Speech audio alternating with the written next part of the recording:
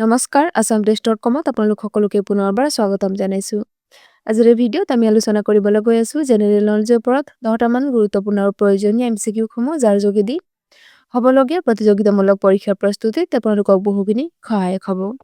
তেন্তে বলক আমি আমাৰ আজিৰ ভিডিঅ'ৰ প্ৰশ্নসমূহলৈ আগবাঢ়ো আহক। আজিৰ ভিডিঅ'ৰ প্ৰথমটো প্ৰশ্ন আছে 2024 চনৰ অলিম্পিকৰ বিষয়বস্তু কি আছিল? ইয়াৰ অপচনসমূহ হৈছে United by emotion, Games wide open, excellence, respect and friendship, none of these. ইয়াৰ শুদ্ধ উত্তৰটো হ'ব option B Games wide open.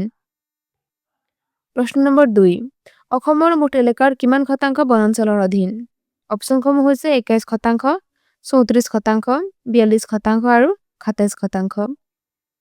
ইয়াৰ শুদ্ধ উত্তৰটো হ'ব অপচন বি 34%. অসমৰ মুঠ মাটিকালিৰ প্ৰায় 34% বনাঞ্চলৰ অধীন আছে যাৰ ভিতৰত ক্ৰান্তীয় চিৰসেউজ, অৰ্ধ চিৰসেউজ আৰু পৰ্ণপাতী অৰণ্য আছে।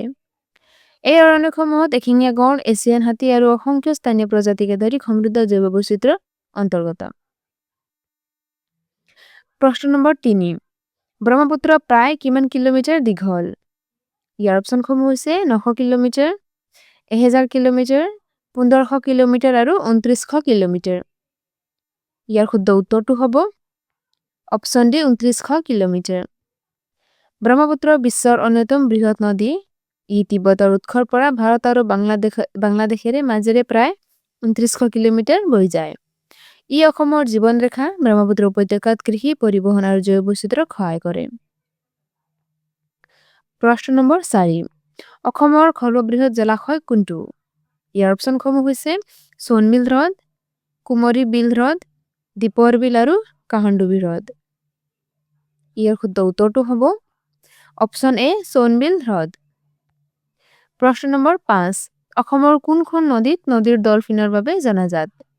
ইয়াৰ অপচনসমূহ হৈছে কুলচি, কৃষ্ণাই, জিনাৰী আৰু কপিলি। ইয়াৰ শুদ্ধ উত্তৰটো হ'ব অপচন এ কুলচি। প্ৰশ্ন নম্বৰ 6 অসমৰ কোনটো পাহাৰ বা অঞ্চলত লোহাৰ অক্সাইড পোৱা যায়? ইয়াৰ অপচনসমূহ হৈছে চন্দ্ৰডিঙ্গা পাহাৰ, পঞ্চৰত্ন পাহাৰ, শ্ৰী সূৰ্য পাহাৰ আৰু নাগকাটি পাহাৰ।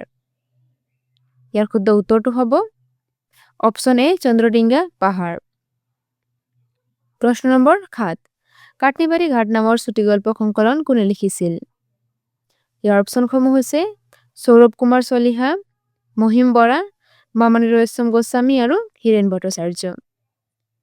ইয়াৰ শুদ্ধ উত্তৰটো হ'ব অপচন বি মহিম বৰা। প্ৰশ্ন নম্বৰ 8 মাধৱদেৱৰ প্ৰথম সাহিত্যিক গ্ৰন্থ কোনটো? ইয়াৰ অপচনসমূহ হৈছে ৰামায়ণ অধিকাৰ, অৰ্জুন ভঞ্জন, জন্ম ৰহস্য, নামঘোষা।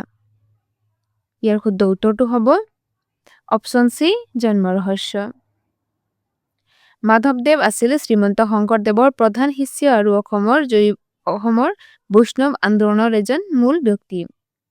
তেওঁ প্ৰথম সাহিত্য ৰচনা জন্ম ৰহস্যই আধ্যাত্মিক বিষয়বস্তু অন্বেষণ কৰে আৰু অসমীয়া ভক্তিমূলক সাহিত্যলৈ উল্লেখযোগ্য অৱদান আগবঢ়াইছে। প্ৰশ্ন নম্বৰ 9 শংকৰদেৱৰ প্ৰথম কাব্যিক ৰচনা কোনটো? ইয়াৰ অপচনসমূহ হৈছে কীৰ্তন, ৰুক্মিণী হৰণ, সামন্তক হৰণ আৰু হৰিশ্চন্দ্ৰ উপাখ্যান। ইয়াৰ শুদ্ধ উত্তৰটো হ'ব অপচন ডি হৰিশ্চন্দ্ৰ উপাখ্যান। শ্ৰীমন্ত শংকৰদেৱ আছিল 15-16 শতিকাৰ এজন সন্ত, পণ্ডিত আৰু সাংস্কৃতিক সংস্কাৰক যিয়ে অসমৰ বৈষ্ণৱ আন্দোলনৰ নেতৃত্ব দিছিল। তেওঁৰ প্ৰথম কাব্যিক ৰচনা হৰিশ্চন্দ্ৰ উপাখ্যানে অসমীয়া সাহিত্যত প্ৰাচুৰ সাহিত্যিক জীৱনৰ আৰম্ভণি চিহ্নিত কৰিছিল। আজিৰ ভিডিঅ'টিৰ অন্তিম অৰ্থাৎ 10 নম্বৰ প্ৰশ্নটো হৈছে প্ৰথম অসমীয়া ৰোমান্টিক কবিতা বন কুঁৱৰী কোনে ৰচনা কৰিছিল? ইয়াৰ অপচনসমূহ হৈছে চন্দ্ৰকুমাৰ আগৰৱালা, হেমচন্দ্ৰ গোস্বামী, লক্ষ্মীনাথ বেজবৰুৱা আৰু চন্দ্ৰকান্ত আগৰৱালা। ইয়াৰ শুদ্ধ উত্তৰটো হৈছে অপচন এ চন্দ্ৰকুমাৰ আগৰৱালা। চন্দ্ৰকুমাৰ আগৰৱালা আছিল অসমীয়া ৰোমান্টিচিজমৰ পথিকৃত আৰু অসমীয়া সাহিত্যৰ প্ৰথম ৰোমান্টিক কবি বুলি পৰিচিত। তেওঁৰ কবিতা বন কুঁৱৰী প্ৰথম অসমীয়া ৰোমান্টিক কবিতা হিচাপে সমাদৃত। আজি ভিডিঅ'খনৰ প্ৰশ্নবোৰ ইমানে আছিল। যদি ভিডিঅ'টো ভাল পালে তেন্তে লাইক কৰি দিব লগতে নিজৰ বন্ধু বান্ধৱীৰ সৈতে শ্বেয়াৰ কৰি দিব ভিডিঅ'টো চোৱাৰ বাবে ধন্যবাদ